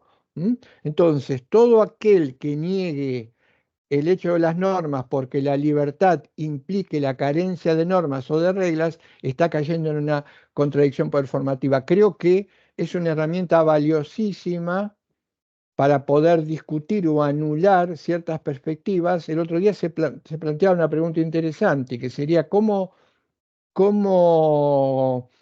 eh, invalido o deslegitimo al absolutista. Yo creo que la única manera de invalidar o deslegitimar al que afirma esto es hacerle ver esta contradicción performativa en la que cae, al intentar negar o desconocer algo que él mismo hace al afirmar o negar tal proposición. Entonces dijimos, no, las normas son intersubjetivas, eh,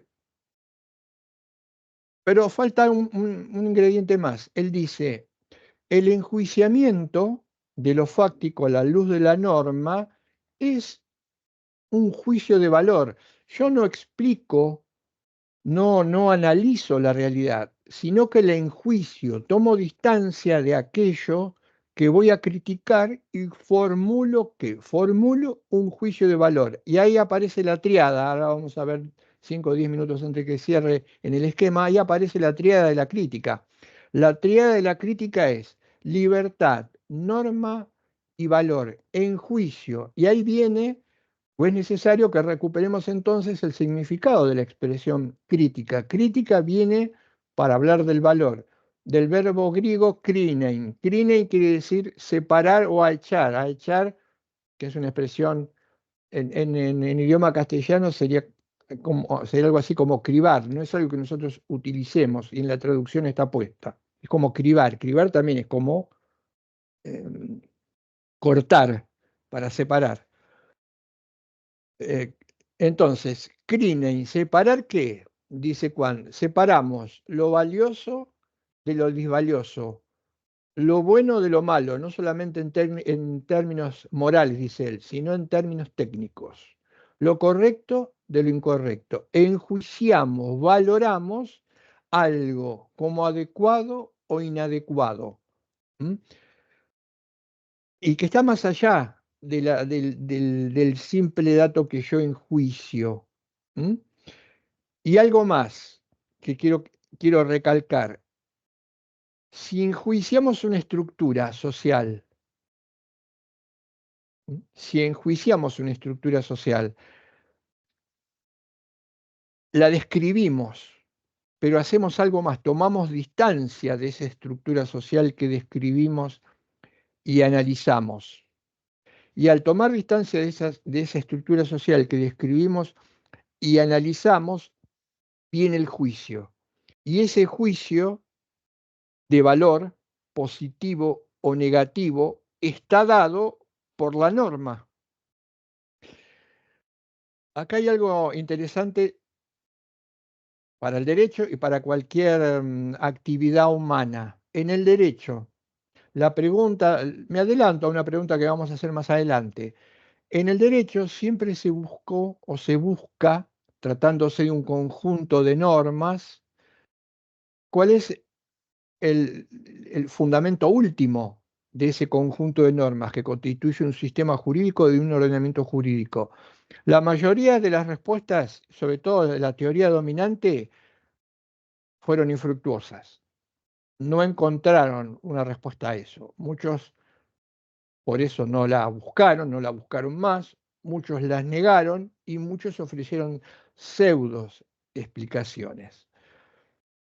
La explicación que yo aprendí cuando terminé mi preparación como abogado es una pseudoexplicación. A mí me dieron una pseudoexplicación o una justificación de cuál es el fundamento último del sistema o del ordenamiento jurídico, que no fundamenta absolutamente nada. En esa búsqueda lo que tenemos que encontrar es la norma que fundamenta todo un sistema jurídico.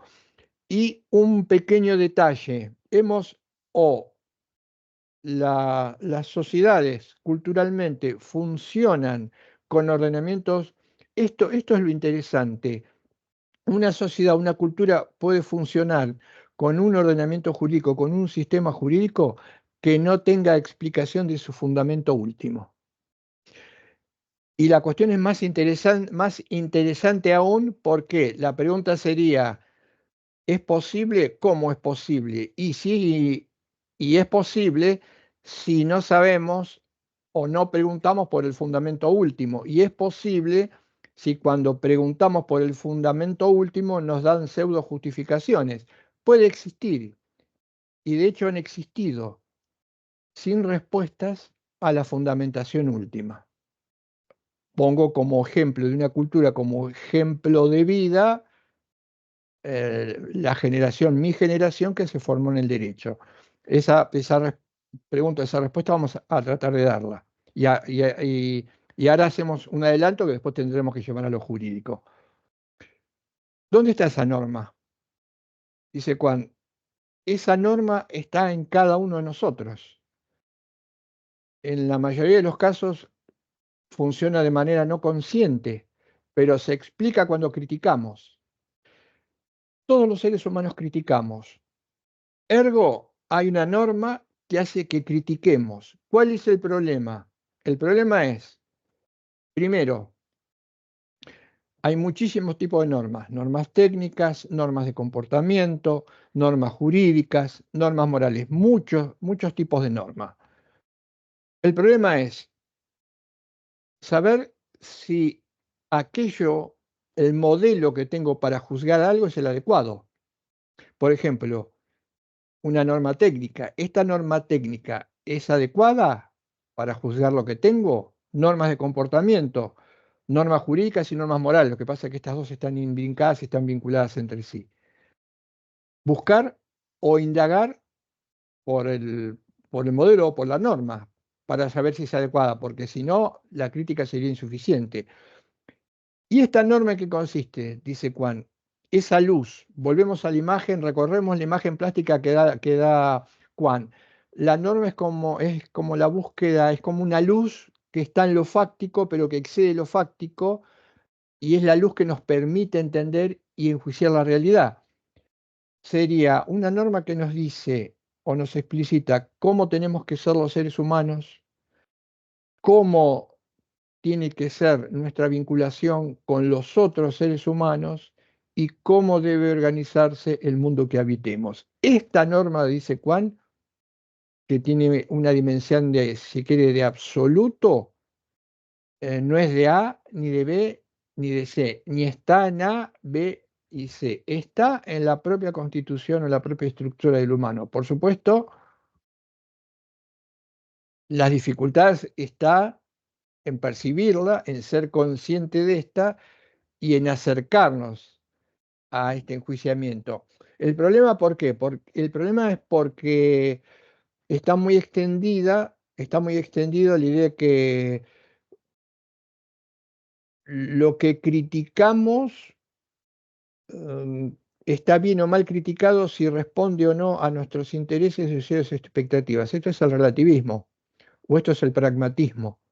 ¿Mm? O la creencia de que lo criticado está bien criticado, por ejemplo, está fundamentado o está validado recurriendo a explicaciones que caen en el absurdo o son aquellas explicaciones que se llevan al infinito. Esto es lo que va a pasar en el derecho. Dice Juan, y esta norma tiene una dimensión de absoluto. ¿Qué implica absoluto? Y que se relativiza la situación, siempre alguien que juzga a otro, el que es juzgado aparece en una situación, cualquiera de nosotros puede preguntarse o interrogarse sobre sí mismo. Somos enjuiciados cuando somos evaluados en todas las dimensiones de nuestra vida y nuestra historia, si nos sentimos ciertamente relativos, como indefensos. Por eso dice Kant, ahí estaría la explicación de por qué los seres humanos son tan reacios a admitir la crítica de los demás. Nos sentimos como indefensos. No es lo mismo juzgar que ser juzgado. Entonces, rebobinemos esta idea de crítica. Es un enjuiciamiento de lo fáctico a la luz de la norma. ¿Quiénes pueden ser enjuiciados? La norma como fundamental elemento para la crítica, y esta norma implica o tiene como notas el ser intersubjetiva y ser una exigencia que solo aquel que puede hacerse responsable porque pone en juego su libertad puede ser criticado o enjuiciado. ¿De qué manera se manifiesta esta crítica? Dice rápidamente, dice Kant, los seres humanos eh, criticamos y lo hacemos a partir de tres niveles. El primer nivel, el entrecomillado universal, diría, o cuasi natural, es la crítica antipredicativa. La crítica antipredicativa es aquella que se formula sin palabras, con acciones, con gestos. Por ejemplo, una crítica antipredicativa que tiene que ver con un auditorio que no es ganado, el ejemplo que pone Juan, el orador, y entonces eh, o se mira para otro lado, o se piensa en otra cosa, o se pierde el hilo, o uno se va. Esto implicaría una crítica antipredicativa. Hay algo en la explicación, cualquiera que sea o lo que fuese, que no se corresponde, no se hace compatible con mi situación y por lo tanto ya es una manera de enjuiciar al otro, que en este caso sería un enjuiciamiento negativo. Pero es sin palabras. Y esto es lo que podemos hacer o hacemos habitualmente todos los seres humanos. En algún momento generamos críticas antipredicativas sin palabras. ¿Puede ser importante la crítica antipredicativa? Sí. En el caso del malestar, ¿puede una sociedad sentirse molesta por algo que fácticamente aparece como sin sentido y no pasar de ese nivel? Sí. ¿Y esto qué implica? Estar molesta, pero no saber exactamente o a ciencia cierta qué es lo que provoca esa molestia. Pero no está cómodo, no estamos cómodos. Hay un sentimiento, dice, cultural en esa sociedad de rechazo, pero no sabemos verbalizarlo. Luego va a venir la más importante, que es la crítica, no más importante, quiero decir, socialmente hablando, la que tenga más peso. La más importante es la crítica científica. La crítica predicativa. ¿Qué es la crítica predicativa? La crítica predicativa es precisamente darle voz, palabra, conceptos a aquello que aparece como una sensación. ¿Mm? no me gusta. Una sociedad adulta es una sociedad que no se queda el no me gusta. Por eso, planetariamente y no por falta de inteligencia, hay muy pocas hoy por hoy sociedades adultas. No me gusta, ¿no? Como el nene, el nenito, la nenita que llora, se queja, no me gusta. ¿Pero qué? ¿Por qué no te gusta? Y no me gusta, ¿no? La sociedad, en muchas sociedades actuales, como diría Freire, que se quedaron en un plano semimágico, a las cosas que nos molestan les tenemos poner la etiqueta de no me gusta. ¿Pero por qué? ¿Qué es lo que no te gusta? Ponelo en palabras, explicalo, fundamentalo, y no me gusta, o decimos cualquier cosa. No. La crítica predicativa es fundamental, porque es traducir en palabras, porque además tiene fuerza. Cuando yo traduzco en palabras lo que me molesta, por eso dice Kant, pone el ejemplo de la prensa. Si la prensa funcionara bien, pondría en palabras aquello que le molesta al común. Y esto tendría una fuerza enorme. De hecho, tiene una fuerza enorme porque en todos los países, sobre todo aquellos en donde la prensa es independiente, dice Kant, tiene el que detenta el poder, permanentemente está intentando acallar a la prensa. Por eso, porque no es lo mismo quejarse de algo sin saber el motivo que hacerle saber a alguien que se queja por lo mismo, y ya empezamos a sumar fuerzas. Yo no lo sabía, pero tiene razón, lo que está pasando es esto, esto, esto, esto y esto. Ahí es donde la crítica predicativa tiene un enorme valor. Y luego, por último, está la crítica científica. ¿Qué es la crítica científica? Es un paso más, ya es usar un lenguaje técnico y específico para cada ámbito de conocimiento para trabajar y diferenciarnos de otros ámbitos. Por ejemplo, en lo jurídico, la crítica científica va a consistir en utilizar términos específicos creados al efecto y que nos interese enjuiciar. Nos interesa enjuiciar sistemas jurídicos o sistemas sociales, pero ya con una terminología que se diferencia del lenguaje natural. Estas tres son las formas o las formas de expresión de crítica más importantes. La esencial sería, para nuestro caso, independientemente de la técnica, porque la ciencia del derecho, tal como la conocemos, yo creo y creo que Juan estaría de acuerdo conmigo, no constituye una forma de crítica científica, porque la ciencia del derecho que nosotros conocemos, sucedánea del sistema vigente, lo único que hace es analizar, explicitar, describir las normas que conforman un sistema jurídico, pero jamás toma distancia, nunca esto no lo hizo nunca Kelsen, jamás toma distancia de esas normas para luego enjuiciarlas como válidas o no válidas. Esto no lo hacen, por lo tanto, es una tarea pendiente. Crítica predicativa, fundamental, traducir en palabras esa sensación de malestar. Algo más para cerrar la idea, que en algún momento se mencionó, pero me parece que no tengo que hacer alguna mención. Y es la siguiente. Esta facticidad aparece como necesaria, como una necesidad. Quiero decir, ¿puedo hacer cosas si no tengo facticidad? No.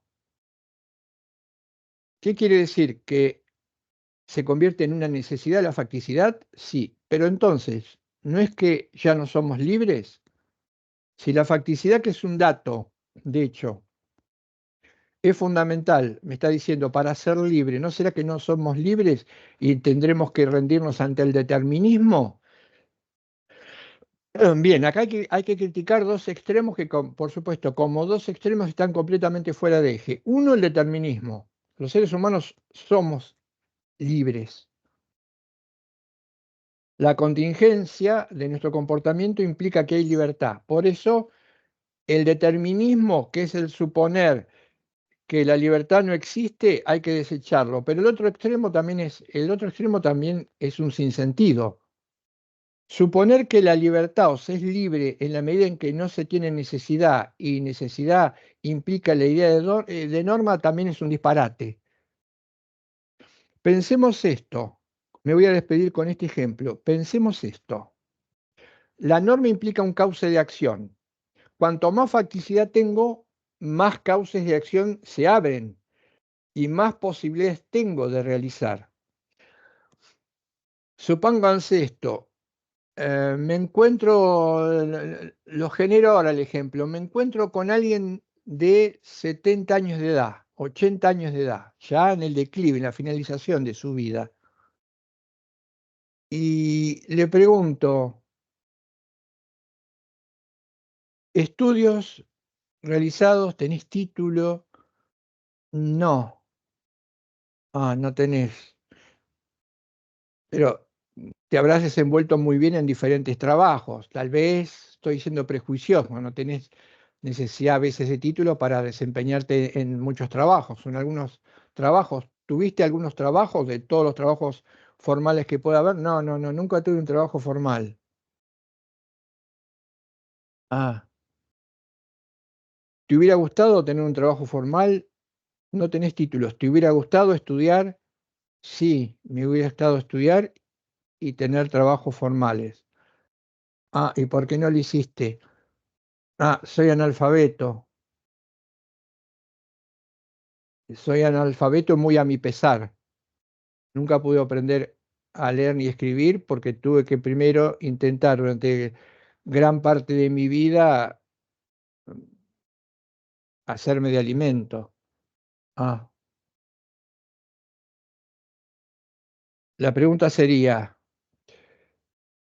si todos los seres humanos somos libres y lo seremos más libres en la medida en que supuestamente neguemos la existencia de normas o causas de acción. Mi pregunta sería, ¿cuál fue o cómo operó o dónde está la libertad de esta persona? ¿Dónde está la libertad de esta persona?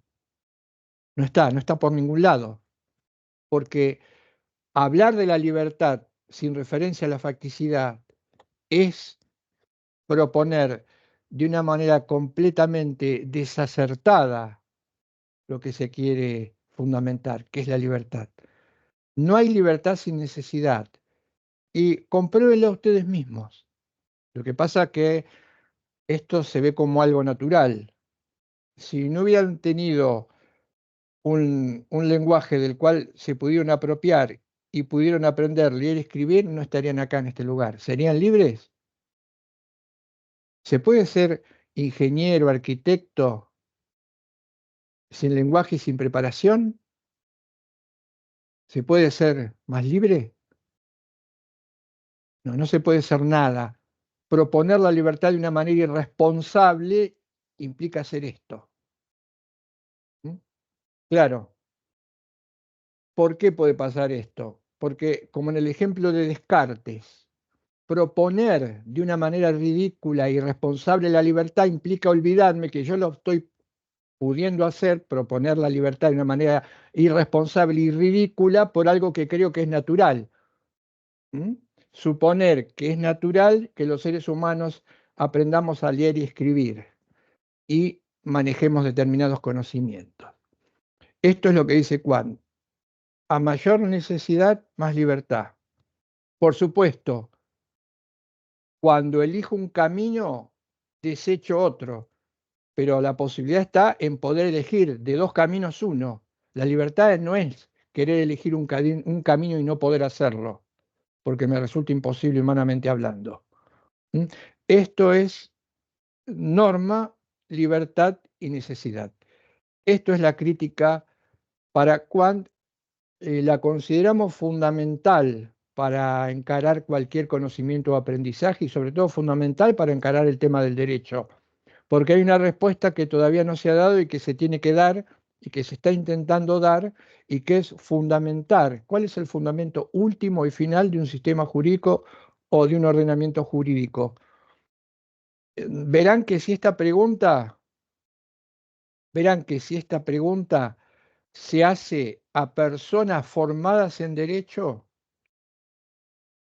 en otro momento diría una estadística al 100%, lo cual ya era lamentable en ese momento. Si hoy hiciéramos una estadística a personas formadas en derecho y le dijéramos, fundamente cuál es la última apoyatura para que un sistema o un ordenamiento jurídico sea lo que tiene que ser un sistema o ordenamiento jurídico como expresión del derecho, fundamentalmente obligatorio. Diría que todavía en un número importantísimo de casos darían respuestas ad absurdum o con regreso al infinito. Lo que tratamos de hacer es que ustedes no lo hagan. ¿Mm? Un ejemplo, porque me pueden decir, deme algún ejemplo concreto de esa explicación. Un ejemplo concreto de esa explicación es que le digan que el último fundamento de un sistema jurídico es su constitución. ¿Mm? Poder constituyente, poder constituido. Cuando alguien les dice el último fundamento de un sistema jurídico o de un orden jurídico vigente es la constitución, es la primera constitución, ya ahí está dando una explicación carente de legitimidad y validez alguna. Pero no se sorprendan, las sociedades funcionan años y siglos, sobre todo en dimensión jurídica, sin una adecuada explicación a esta normativa, que es lo que nosotros estamos tratando de hacer.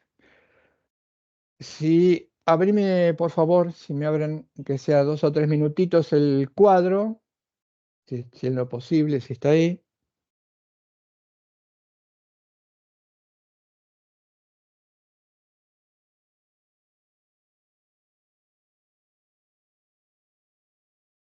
A ver.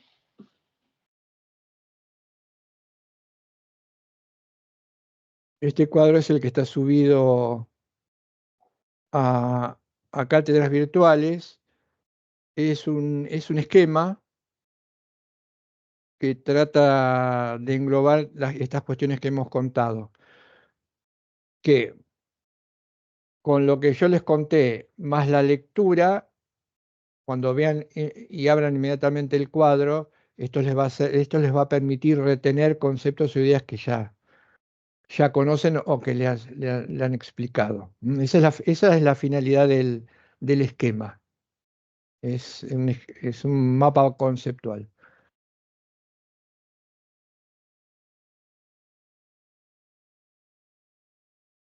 No, no importa si no. Acá yo lo estoy viendo, no Sí, sé. yo también lo veo, ¿eh? Ah, ¿Ustedes los están viendo? Sí, sí. sí, profe, se ve. Ahí está. ¿Qué actitud adoptamos cuando ejercemos crítica? Es en la portada. Bájalo, Marina, si podés, al otro cuadro. Yo diría que lo lean esto primero no, sino pasar lo segundo. Arranquen de acá. Yo les diría que arranquen a leer el cuadro desde acá. Algo es como debe ser, objeto de crítica, uno mismo, otra, producto de actividad.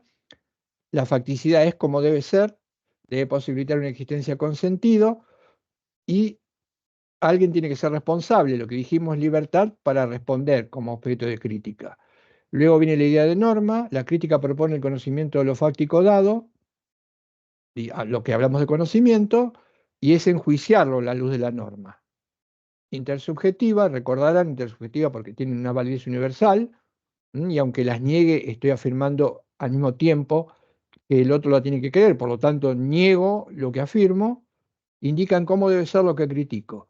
Si critico a otro, las normas valen para todos. Siempre que criticamos a alguien, estamos suponiendo que el que me escucha y los que demás escuchan están de acuerdo con lo que yo estoy diciendo. Somos portadores de una luz, bueno, ahí sintetizado lo que yo les contaba, que dice Kant, y la crítica implica un juicio de valor que toma distancia de la realidad, una tría, libertad, norma y valor. Y abajo, lo más importante, algo no me satisface, no significa que esté mal. Recuerden esto, que algo no me satisfaga porque tiene que ver con mis deseos o intereses, no implica que puedo criticarlo como negativo. El otro tiene que tener una exigencia, una norma que haga que no cumple y en consecuencia puedo criticarlo. ¿Mm?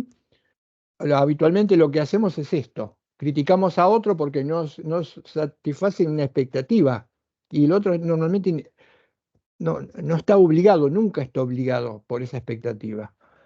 Libertad y responsabilidad, norma, valor, ser hombre, ¿qué actitud adoptamos cuando criticamos? Y después que arrancan por acá, pasan a lo último, la crítica como arte personal y son las formas de crítica, que fue lo último que conté. Crinen, separamos valor del no valor a nivel de juicio, niveles de crítica. Antepredicativa y valor, voz a un sentimiento, conduce a la acción. Crítica científica. Y esto último, la situación actual es paradójica. El hombre moderno siente profundamente la necesidad de normas y al mismo tiempo su escepticismo es más grande que nunca.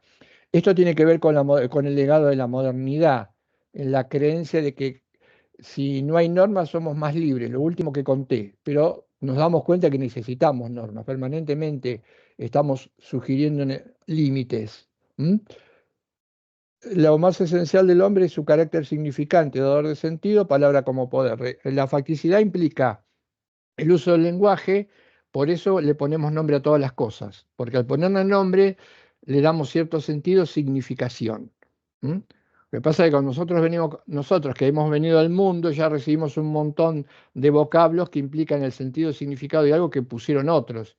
Por eso es el problema que nos parece natural, nos parece de siempre. No, todo tuvo algún inicio, tuvo algún origen. Todo lo bueno o malo que está en el mundo tuvo algún origen, algún humano lo empezó, lo continuó, lo cambió, lo modificó. Nosotros somos seres humanos, por lo tanto, podemos cambiar, modificar, perpetuar todo aquello que prácticamente no sea lo adecuado, no nos permita existir con sentido. ¿Mm? Bien, cerramos entonces el último tema previo a la evaluación. En la semana estaremos informando, pero ya lo saben, no va a cambiar.